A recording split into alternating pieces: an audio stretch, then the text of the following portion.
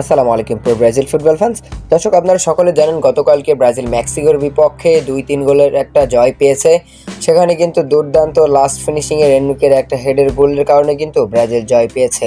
তবে এই ম্যাচকে ছাপিয়ে একটা জার্সি নিয়ে কিন্তু প্রচুর আলোচনা সমালোচনা হচ্ছে সোশ্যাল মিডিয়াতে, যে অনেকে জানেন না কেন অ্যালিসন বেকারের মতো একজন ফুটবলার 1 নম্বর জার্সি থেকে 110 নম্বর জার্সিটি তিনি পরেছেন, বা কেন সিবিএফ তাকে এই 110 নম্বর জার্সিটা দিয়েছে।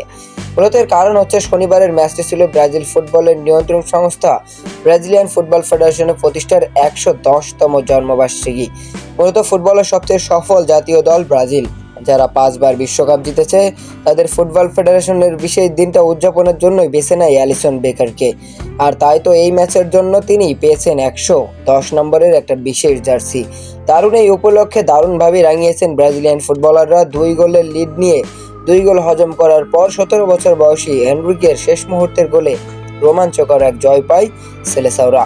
তো দর্শক, আশা করি অনেকেরই প্রশ্ন ছিল যে অ্যালিসন বেকারের কেন 110 নম্বর জার্সিটা পরতে হয়েছে, 1 নম্বর জার্সি রেখে কেন তিনি 110 নম্বর জার্সিটি পরেছেন।